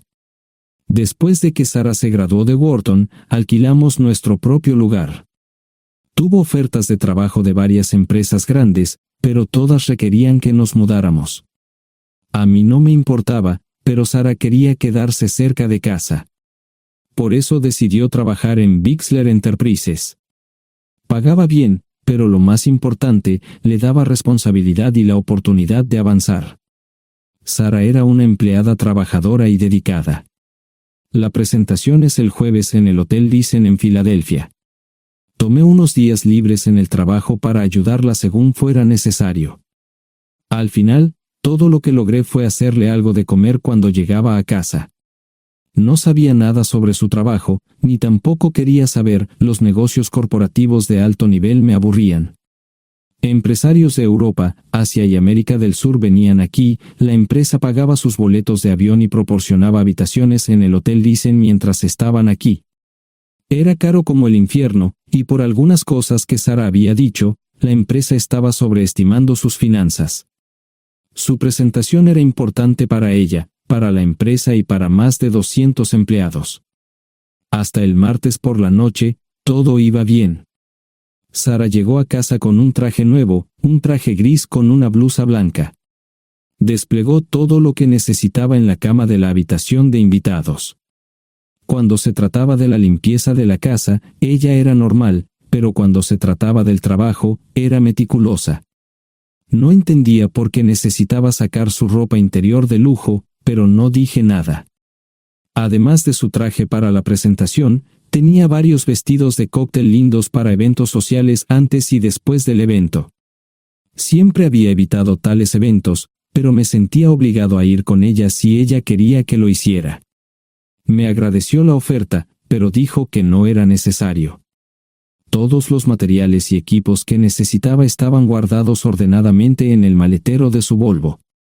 Antes de salir del trabajo, ella misma conducía el coche para asegurarse de que todo estuviera en perfectas condiciones. Tenía todo el día miércoles para prepararse y toda la noche del miércoles para socializar con sus invitados. Sara era tan buena en lo que hacía que sentía que habría sido mejor si simplemente me hubiera mantenido alejado de ella. Finalmente, había terminado. Lo había revisado y vuelto a revisar todo. Todo lo que necesitaba ahora era una ducha caliente y una buena noche de sueño. Supongo que mi error fue que empecé a revisar sus cosas después de que Sara comenzara a ducharse. Pensé que estaba ayudando, pero resultó ser lo contrario. Estaba moviendo cosas en la cama cuando un pequeño sobre blanco cayó del bolsillo lateral de su bolso de maquillaje. Una carta de una farmacia, pero no del tipo que solemos usar. Dentro había 10 pastillas. No tenía idea de qué era, Pren, y las instrucciones eran confusas. Si es necesario, tomar una pastilla y luego una segunda pastilla 12 horas después. Pensé que podría ser algo que ella había conseguido para la ansiedad o los nervios, pero las instrucciones no tenían sentido. La receta estaba escrita a su nombre el lunes. Volví a poner el sobre en su lugar mientras ella terminaba de ducharse. Decidí que quería saber más sobre Pren antes de contarle sobre ello. Por supuesto, si lo mencionaba, significaría que estaba revisando sus cosas. Odio los dilemas. Mientras Sara se preparaba para dormir, fui a nuestro ordenador doméstico y busqué. 10 minutos después, me uní a mi esposa bajo las sábanas. Pasé toda la noche despierto, preguntándome por qué mi esposa había recogido una receta para la píldora del día después, especialmente después de que me hicieran una vasectomía hace 10 años. A la mañana siguiente, me levanté temprano, pero no estaba descansado. Di un largo paseo, esperando que despejara mi mente. Me dirigí hacia casa con reticencia, temiendo lo que podría hacer o decir cuando llegara allí. Mi hijo Joe se unió a la Marina después de la escuela secundaria y estaba en su primer año en San Diego. Nuestra hija Gloria se casó con su amor de la infancia el año pasado y acababa de mudarse a Dallas. Eso dejaba solo a Sara y a mí. Echaba de menos a los niños, pero esperaba envejecer con mi esposa. Ella era la única mujer que me había interesado, y ahora todo estaba. Si Sara estaba teniendo una aventura, lo ocultaba bien. Por supuesto, nunca la vigilé. Nunca miré sus correos electrónicos o llamadas telefónicas. No tenía razones para hacerlo. No tenía forma de saber qué estaba haciendo en el trabajo o después del trabajo. Confiaba en ella completamente. Ion, ¿dónde demonios has estado? ¿Quieres huevos o algo? No, solo café. No me sentía con muchas ganas de hablar. ¿Qué pasa, cariño? Solo son 3 días. Puedes venir si quieres, pero te aburrirás como una ostra. No, realmente no quiero ir, pero odio dejarte sola. Me preocupo cuando no estás aquí. Es muy dulce, querido, pero estará bien. No voy a salir del hotel en todo este tiempo. Pasaré la mayor parte del día asegurándome de que la sala de conferencias esté lista y esta noche tendré una agradable charla con nuestros posibles clientes. Mañana, probablemente ni siquiera tendré la oportunidad de ir al baño. Llegaré a casa lo más temprano posible el viernes, te prometo un gran fin de semana si sabes a lo que me refiero. Todo eso suena bien, pero no puedes culparme por preocuparme.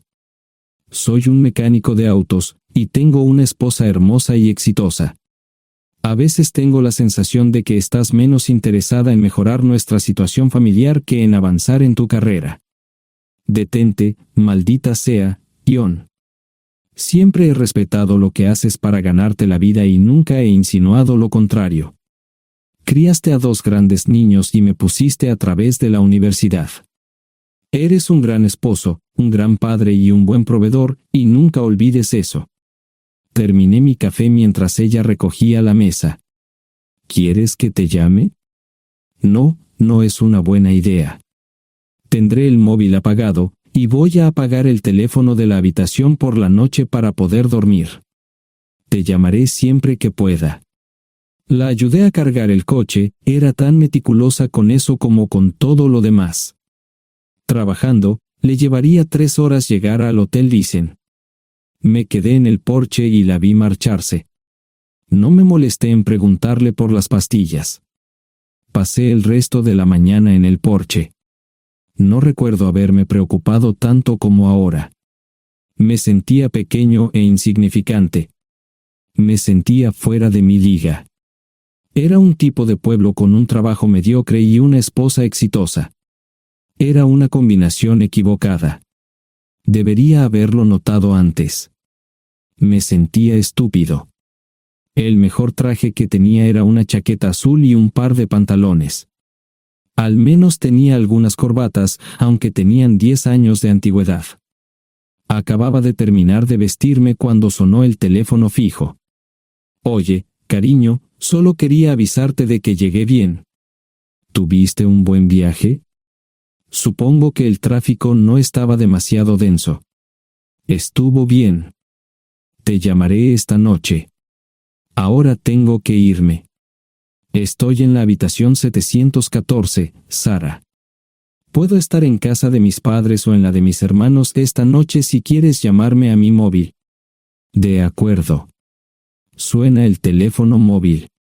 Te quiero, tengo que irme. Me tomé mi tiempo para llegar a Filadelfia.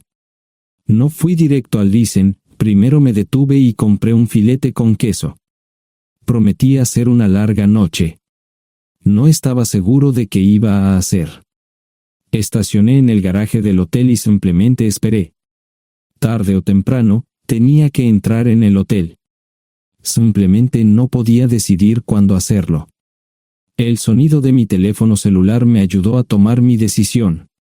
Ion, solo quería avisarte de que todo se ha arreglado. Ahora voy a bajar para encontrarme con algunas personas y cenar. No olvidaste nada, ¿verdad? No, todo está bien. Tengo todo en mi habitación para mañana. ¿Necesitas algo? No, Ion, relájate. Voy a apagar mi teléfono. Te llamaré mañana por la mañana. ¿De acuerdo? Ríe, diviértete. No es divertido, Ion, es trabajo. No parecía estar demasiado fuera de lugar. El vestíbulo, el restaurante y las salas de conferencias estaban llenos de gente, así que pude pasar desapercibido. Había un folleto pequeño y bonito que mostraba el diseño de todas las habitaciones del hotel. Me paseé por las diferentes habitaciones y me detuve en las paredes, mirando alrededor entre la multitud. No tenía ni idea de qué haría si Sara me veía. Lo averiguaría si y cuando eso sucediera. Encontré un tablero de eventos que enumeraba todas las habitaciones que estaban siendo utilizadas por los diversos grupos. Bixler Enterprises no tenía habitaciones disponibles para el miércoles por la noche. Esto me pareció interesante. Sara había dicho que no iba a salir del hotel, pero ahora no estaba tan seguro de eso. Había 3 comedores, familiar, informal y de alta cocina. A Sara no le gustaba mucho cenar con niños, así que fui primero al comedor informal. Solo me llevó 5 minutos asegurarme de que no estaba allí. Tuve mejor suerte en el salón gourmet, era una acogedora mesita encajada en la esquina, el tipo de mesa que la gente reserva para tener un encuentro privado. Sara llevaba un vestido de cóctel negro con un escote pronunciado y perlas, se veía elegante y su acompañante parecía apreciarlo. Conocía a algunas personas con las que trabajaba Sara y él no era una de ellas. Me resultaba familiar, pero no había forma de que pudiera recordarlo. Había muchas sillas libres, así que no tuve problemas para cruzar la sala. Había velas y pequeños candelabros de cristal en las mesas. Apagué la mía y le dije al camarero que me molestaba por el glaucoma. Pedí el plato de pollo de siempre y me acomodé. El camarero me sirvió el café por tercera vez. Disculpe, el tipo en la mesa de enfrente me parece muy familiar. ¿Sabes quién es? Sí, ese es Malcolm Eugene Foote. Es miembro del Consejo Municipal, se espera que se postule para el Congreso en los próximos años. ¿Es esa su esposa con él? Es muy bonita. No, esta es la primera vez que la veo. Siempre usa esa mesa para señoras especiales, si me entiende. Simplemente le sonreí y pedí la cuenta. Nunca había visto a Sara tan sensual con un hombre antes. Parecía captar cada palabra que decía, como si fuera Dios o algo así. No estaban haciendo nada inapropiado, pero tampoco era platónico ni profesional. Cuando me fui, estaban terminando su segunda botella de vino. Ahora entendía por qué se había llevado su lencería elegante. Me acomodé en una esquina del vestíbulo para que no me vieran. 10 minutos después, salieron del restaurante. Ella le tomaba la mano mientras caminaban por el vestíbulo hacia el ascensor. Observé cuidadosamente los indicadores de piso. Que el ascensor se detuviera en el tercer piso era una buena señal, significaba que no lo había llevado a su habitación.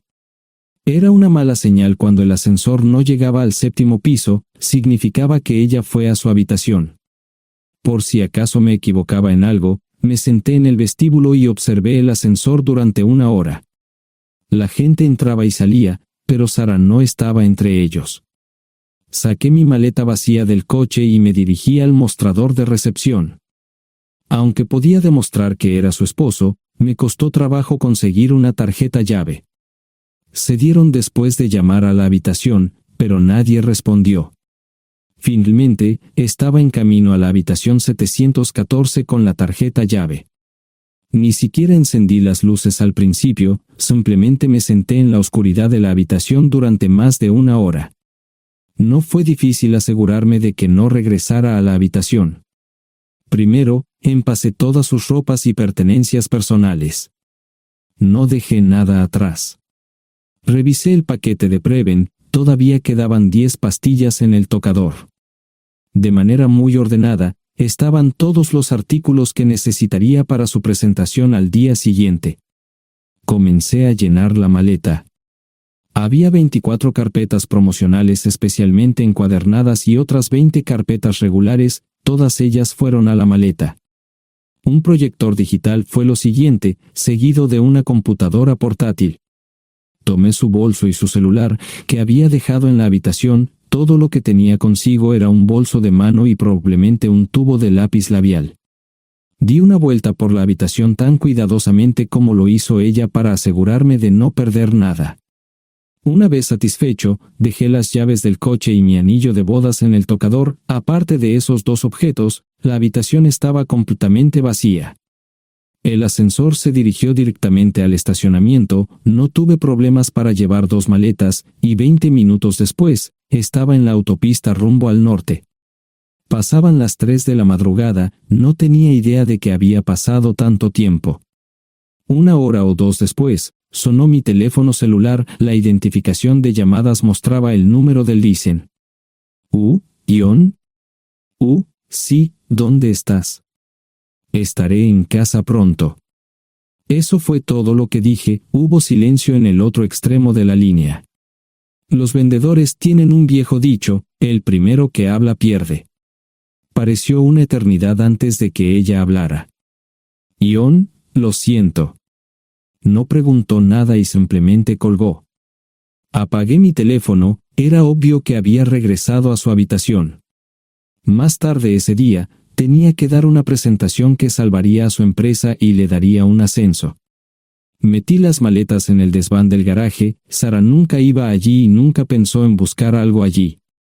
Por supuesto, en este punto, estoy bastante seguro de que no importaba. Primero, recogí todas mis ropas y pertenencias personales. La mayoría de los hombres tienen sus propias herramientas, generalmente es un requisito para el trabajo. Pasé por la tienda, cargué las mías en el Subaru y recogí mi último cheque de pago. Para entonces, los bancos ya estaban abiertos, no tuve que hacer ninguna manipulación financiera complicada. Simplemente retiré todo el dinero de mis cuentas. Almorcé en Hagerstown, Maryland. Tenía suficiente dinero para vivir durante unos años, pero sabía que estaría buscando trabajo muy pronto. Sara y yo éramos parecidos en eso de que a ambos nos encantaba trabajar. La voy a extrañar. Pasé un par de horas en las cuevas del Uray y alquilé una habitación cerca de Whitewell. No tenía idea de qué iba a hacer. Era sábado, y me encontré sentado en el acuario de Chattanooga, observando la naturaleza que nunca había visto antes. Pasé unas horas simplemente relajándome y decidí que era un buen lugar para estar. Compré un pase anual para el acuario y, para la hora de la cena, tenía un lugar donde quedarme. Era un remolque móvil en el parque, pero estaba amueblado y era económico. No necesitaba mucho. La primera cosa que haría el lunes por la mañana sería conseguir un trabajo. Un buen hombre de mantenimiento siempre puede conseguir un trabajo, especialmente si está dispuesto a trabajar duro.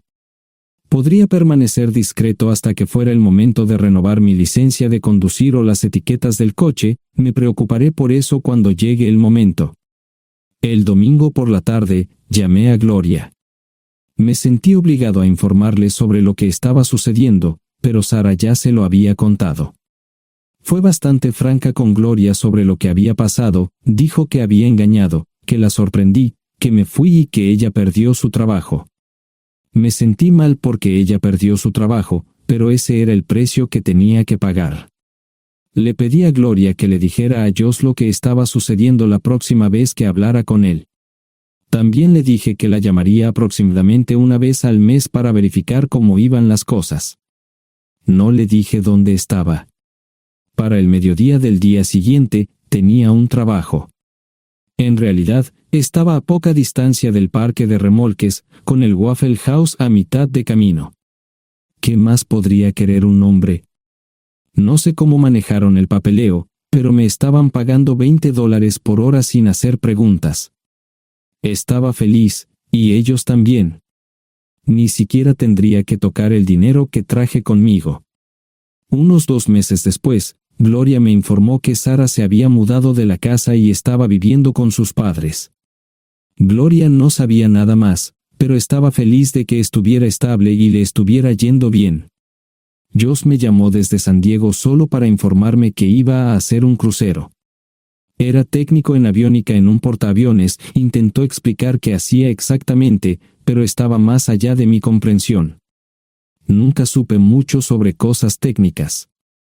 Ambos tuvieron cuidado de no decir nada malo sobre su madre. Aprecié eso. Después de eso, todo siguió como siempre. Comencé a hablar con Gloria al menos semanalmente. Josh y yo comenzamos a enviar correos electrónicos regularmente. Gloria hablaba regularmente con Sara, pero decía muy poco sobre lo que estaba haciendo o dónde estaba. Nunca presenté la solicitud de divorcio, y parece que Sara tampoco lo hizo. Tengo una licencia de conducir de Tennessee y las etiquetas en el Subaru. Comencé a frecuentar un bar local un par de veces al mes y tuve encuentros casuales. 2 mujeres se alternaban como mis compañeras nocturnas regulares. No buscaban compromisos, y yo tampoco. Parecía funcionar bien para todos nosotros. La vida era buena. Eso fue hace mucho tiempo, y gradualmente olvidé a Sara. Con el tiempo, el Subaru comenzó a darme problemas. Había olvidado cuánto tiempo había pasado. tenía más de 200.000 millas. Estaba reflexionando sobre esto con una jarra de cerveza un día cuando me di cuenta de que habían pasado casi 5 años desde que me fui de casa. Mantuve un contacto cercano con ambos hijos. Gloria ya tenía 2 hijos propios en este momento y quería que los visitara. Josh casi se casó con una mujer tailandesa, pero en el último momento se negó. Por lo general, trabajaba 6 días a la semana y usaba el domingo para recuperarme del sábado por la noche. No había ninguna buena razón para que alguien llamara a la puerta de mi remolque a las 6 de la mañana de un viernes. Su grosería fue recompensada por un hombre medio desnudo abriendo la puerta. Los calzoncillos del día son repugnantes, y la dama en la puerta, juzgando por la expresión en su rostro, estuvo de acuerdo conmigo. Ella apartó la mirada, pero su compañero no parecía impresionado. Norm habría usado pantalones, pero en un momento como este, los invitados me molestaron. Estamos buscando a John Terrell. No los conozco. Me llamo David Simmons, y esta es mi esposa Mara. Tenemos un problema y esperamos que nos puedas ayudar. Lo siento mucho, no trabajo a altas horas de la noche. Si necesitan algo relacionado con su auto, tendrán que ir a la tienda. Esto provocó varias miradas en blanco y finalmente una respuesta. No tiene nada que ver con tu trabajo, es más un problema personal. ¿Podemos entrar? El interior del remolque lucía desordenado, rara vez tenía invitados, así que rara vez lo limpiaba. Incluso mis novias insistían en que fuéramos a su lugar. Hagan como en su casa, déjenme ponerme los pantalones enseguida. Al entrar en el dormitorio, dejé la puerta abierta solo para mostrarles lo hospitalario que soy. También me puse una camisa. ¿Les gustaría tomar café? Solo tomará unos 10 minutos. Aparté algunas cosas del sofá para que pudieran sentarse. No hubo respuesta a la pregunta del café. Tenemos una hija adoptiva de 4 años y otra de 2 que necesita un trasplante de médula ósea, y esperamos que nos puedas ayudar. Estamos dispuestos a pagarte si es necesario. ¿Con mi médula ósea? No, queremos usarla y estamos dispuestos a compensarte por cualquier inconveniente. Creo que quieren comprarla. Estaba actuando como un listillo, y de repente me di cuenta de ello. Estas personas eran serias, tenían un problema real y estaban buscando ayuda. Lo siento mucho, no quise interrumpir. Por favor, continúen. Nuestra mejor oportunidad de encontrar un donante es un familiar cercano. Eres nuestra mejor esperanza. Mira esto. No quiero ser un grosero, pero creo que se equivocaron de persona. ¿Cuándo nació su hija? Cumplirá 5 años en julio. Marche Simmons habló por primera vez, y sonó sincera. Odio ser el portador de malas noticias, pero me hice una vasectomía hace 15 años. No hay forma de que pueda ser su padre. ¿Por qué tu nombre estaba en el certificado de nacimiento? No puedo responder eso, tal vez deberían preguntarle a su madre. Esa afirmación fue recibida con silencio. Sentí pena por estas personas, pero no sabía cómo ayudarles. ¿Cuál es el nombre de la madre? Sarah Lise Terrell. No encontraba las palabras. Tal vez no debería haber tomado esas malditas pastillas de ella, por supuesto, entonces esas personas no tendrían una hija en absoluto. Todo lo que pensaba que había superado el dolor, y aquí está de nuevo, viejos recuerdos de mi esposa teniendo relaciones sexuales con ese maldito político de Filadelfia. Estaba empezando a olvidarlo todo, y ahora estaba de vuelta. Maldita sea. Ahora entiendo y pido disculpas por mi grosería e insensibilidad. Haré todo lo que esté en mi poder para ayudarles.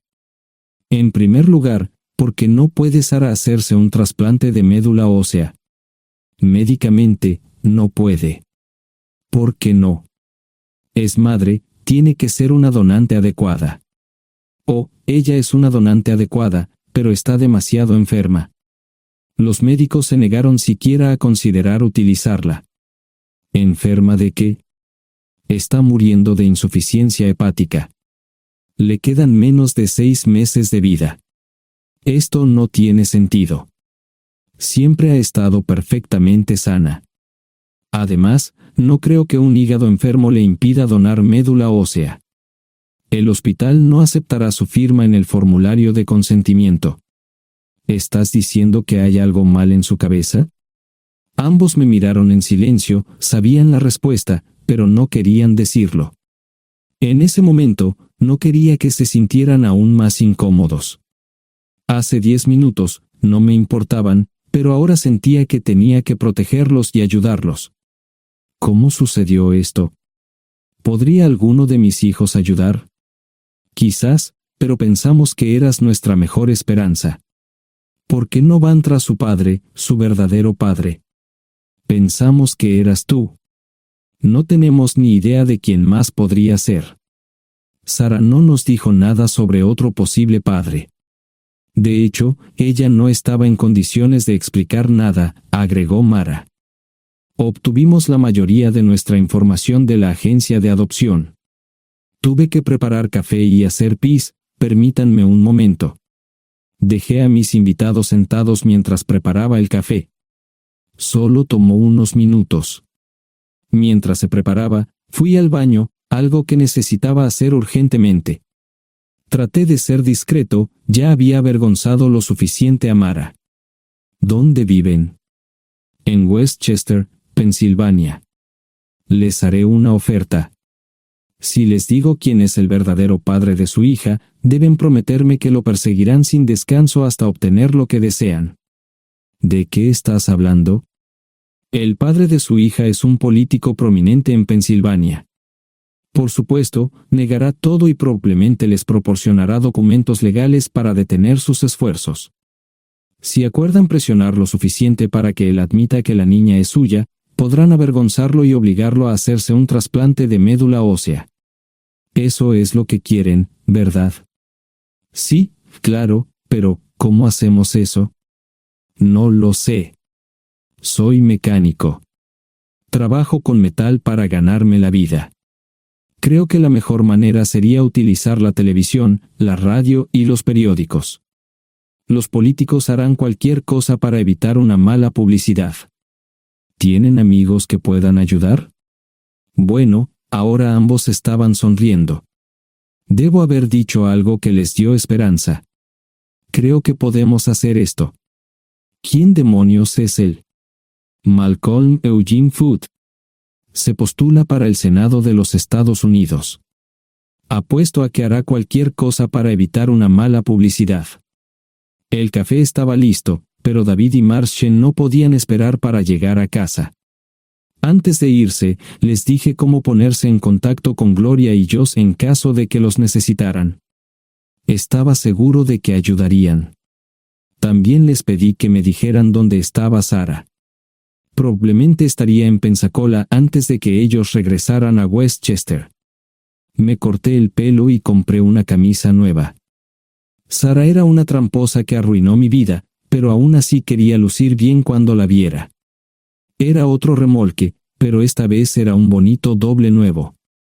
Allí estaba su Volvo con una llanta desinflada y un parabrisas roto. La mujer que abrió la puerta no era Sara, parecía que la habían empapado fuerte y la habían dejado empapada. Tenía al menos 45, tal vez 50, y debió haber tenido una vida difícil. La falta de maquillaje no ayudaba, y simplemente se veía horrible. No tuve la oportunidad de abrir la boca. Caray, si no es John Terrell. Nunca esperé verte aquí. Tuve que usar la vieja línea, me estás poniendo en desventaja. Sherry Hart. Pasa, entra. ¿Quieres una cerveza? No, pero gracias. Estoy aquí para ver a Sara. Sherry cruzó la habitación y se detuvo en el buffet del comedor. Aquí está, John. Mírala todo lo que quieras. Su mano señalaba una urna de latón que estaba en el centro del buffet vacío. Supongo que llegué demasiado tarde. No me moví, solo me quedé mirando el contenedor frente a mí. ¿Puedo tomar una cerveza ahora? Sara se mudó a Pensacola después de dar a su bebé en adopción. compró el remolque con el dinero que recibió de Bixler Enterprises después de que la despidieron. Tenía una participación en las ganancias, 401k, y vacaciones y días de enfermedad. Eventualmente, consiguió un trabajo en una fábrica local de prendas de vestir donde trabajaba en el departamento de envíos. Allí fue donde conoció a Serry. Serry alquilaba una habitación de Sarah. Cada centavo que Sarah ganaba iba para el alcohol. Empezó con vino y gradualmente pasó a bebidas más fuertes, las más baratas. Eventualmente, perdió su trabajo debido a su alcoholismo y se vio obligada a usar sus ahorros. Nunca salió con nadie ni salió a ningún lado. Serry se quedó con ella, pagó sus servicios públicos y compró alimentos que Sarah no comía. Le llevó más de 3 años quitarse la vida. Increíblemente, ella tenía un testamento y me dejó un doble remolque y un Volvo. Serry explicó que Sarah estaba tan angustiada por lo que había hecho que simplemente se rindió. No intentó evitar el embarazo ni siquiera terminarlo. La adopción se había arreglado meses antes de que naciera el bebé. Nunca volvió a trabajar, excepto en los trabajos clandestinos que hacía mal. Serry dijo que Sarah no parecía tener ambición ni propósito en la vida. Sarah hablaba mucho de mí pero tenía miedo de intentar contactarme. Gloria le dio mi número, pero nunca me llamó. Era como si su aventura de una noche la hubiera lastimado más a ella que a mí. Estuve allí durante 2 semanas y luego vendí el remolque de Serry por $1 y obtuve $3,000 por el Volvo. 2 días después, estaba en Westchester visitando a mis nuevos amigos David y Marche. Malcolm Eugene Foot resistió al principio, pero David y Marche lo presionaron hasta que cedió. Insistió en pruebas de ADN, que demostraron que era el padre. Para salvar la cara, más o menos lo obligaron a someterse a un trasplante de médula ósea, que fue exitoso. La carrera política y la vida familiar de Malcolm no dejaron una impresión favorable. Su caída en las encuestas fue tan rápida que el partido lo reemplazó por otro candidato unos meses antes de las elecciones. Su esposa solicitó el divorcio y fue muy pública al respecto. Sarah y yo estamos viajando ahora a Dallas para ver a Gloria y a mis nietos. No sé cuánto tiempo mantendré a Sarah conmigo, probablemente hasta que tenga a alguien.